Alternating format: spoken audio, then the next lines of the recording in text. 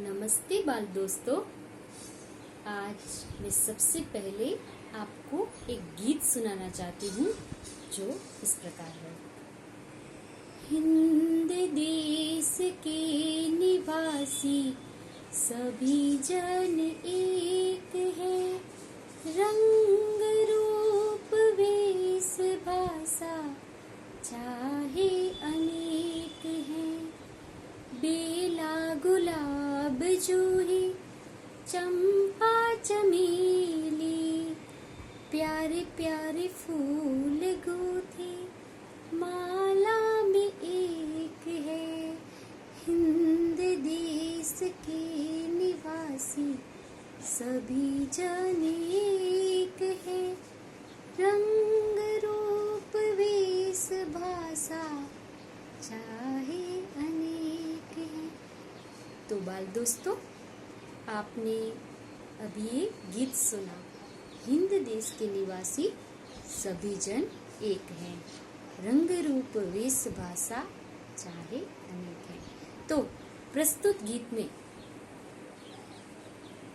हिंद देश के रहने वाले निवासी यानी कि हम सभी एक हैं। हमारे रंग रूप वेश भाषा, कितनी सारी भाषाएं, कितने सारे परिवेश और कितने सारे धर्म हमारे हिंदुस्तान में रहते हैं। हम भारत देश के वासी सभी धर्मों के लोग यहाँ पर रहते हैं, तो फिर भी एक होकर रहते हैं। उसी प्रकार से आगे एक उदाहरण दिया गया इस गीत में फूलों का। बेला, गुलाब, जूही, चंपा, चमेली, तो ये सभी जो फूल हैं वैसे तो उनके नाम अलग अलग हैं, उनके व्यक्तिगत नाम हैं, फिर भी जब उन्हें माला में पिरोया जाता है, पूजा के लिए हम जब भगवान के लिए जब माला बनाते हैं तो उस माला में जब हम पिरोते हैं तो ये सभी फूल एक हो जाते हैं, उनको अलग अलग नामों से नहीं पुकारा जाता। तो यहाँ पर ये कहा गया है कि सभी जन, सभी लोग एक ही हैं, अलग अलग नहीं हैं। मानव लोग, ये सभी मनुष्य एक ही हैं। तो ऐसा ही भावार्थ व्यक्त करती हुई एक सुंदर कविता है छठी कक्षा की, एक जगत एक लोक। तो आज हम इसका अभ्यास करेंगे। पहले हम इस कविता को सुनेंगे। एक जगत एक लोक सबका है एक माँ, एक जगत एक लोक सबका है एक माँ। एक चंद्र एक सूर्य एक भूमि आसमां, एक चंद्र एक सूर्य एक भूमि आसमां। एक तेज एक हवा एक ही पानी, जीवन है सुख दुख की एक कहानी। एक देह एक रक्त एक देह एक रक्त, एक देह एक रक्त एक अस्थि एक प्राण। एक जगत एक लोक सबका है एक मान। तो बाल दोस्तों, अभी हमने एक कविता सुनी जिसका नाम है, जिसका शीर्षक है एक जगत एक लोक। प्रस्तुत कविता में कवि हमें विश्व बंधुत्व की भावना को उजागर करते हैं हमारे सामने। ये पूरा विश्व एक है,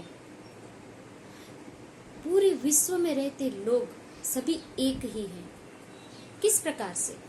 तो वो कहते हैं कि जगत एक लोक एक, एक चंद्र एक सूर्य। पूरे विश्व में चंद्र भी एक है, सूर्य भी एक है।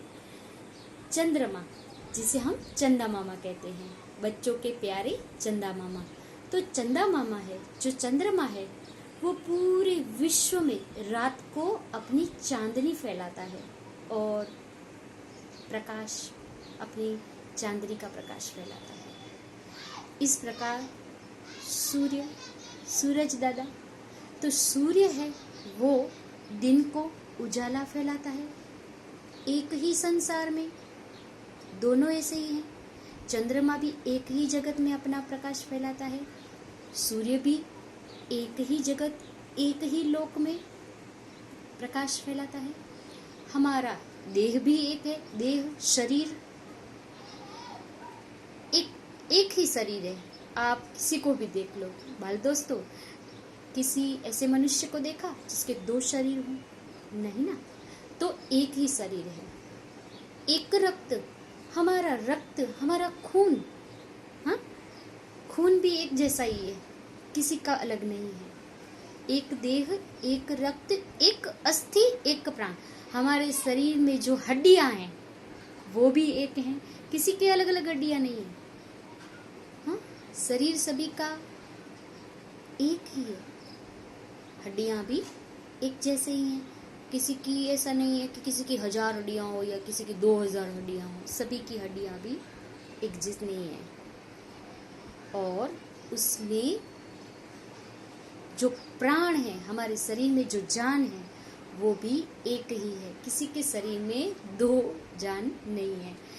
तो कविता में कवि हमें समझा रहे हैं कि हे मनुष्य, पूरी दुनिया एक ही है, तो हमें भी शांतिपूर्वक इस विश्व में पूरे विश्व बंधुत्व की भावना को फैलाना चाहिए और वसुदेव कुटुंबकम यानी कि पूरा विश्व एक ही है ऐसा मानकर हमें रहना चाहिए और हमें शांति की स्थापना करनी चाहिए।